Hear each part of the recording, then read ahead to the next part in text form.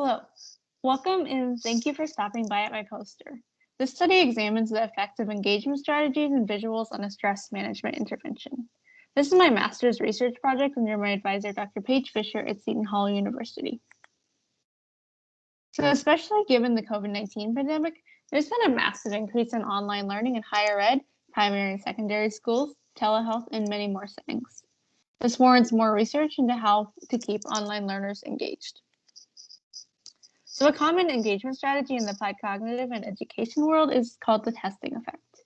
And this is where people are quizzed and receive feedback to create deeper connections in their long-term memory for both concepts and their applications.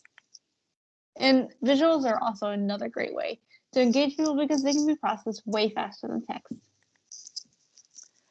The other aspect of my study is the content, and it's a stress management intervention.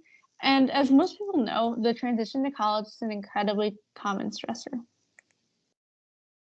One way that it can be addressed that is both accessible and shows good efficacy in comparison to face-to-face interventions is online therapy. However, the use and effectiveness of engagement strategies for online interventions has not been assessed, and that is the purpose of my study. So in my study, the main dependent variable here is the change in perceived control over a stressful event for a fictional character pre and post intervention. I hypothesize that the greatest increase in perceived control will occur for the engagement plus visuals group, but I also suspect that visuals alone will have a bigger impact than text only. So this is my study design here. And for this pilot study, 100 participants were randomly assigned into one of three groups. So on the left-hand side, you see the experimental group, and they had visuals. They're like infographic style visuals, and they also had retrieval practice and feedback in between each block.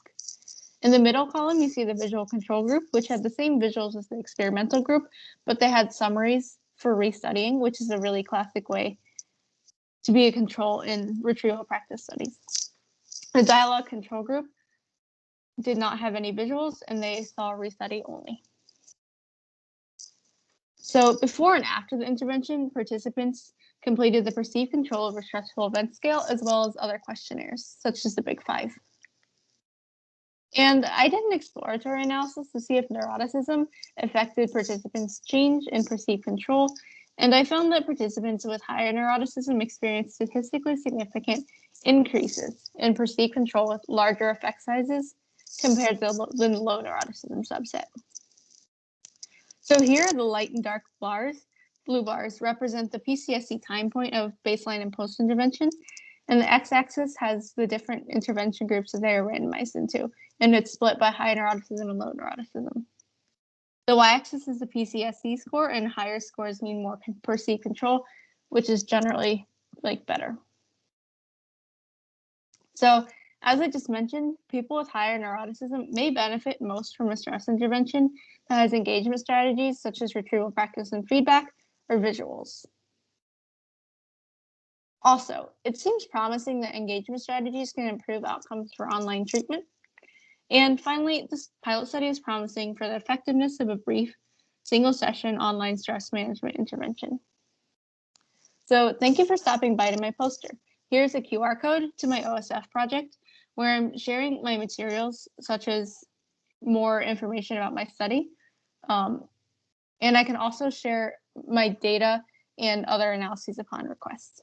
Have a great rest of your time at EPA. Thanks.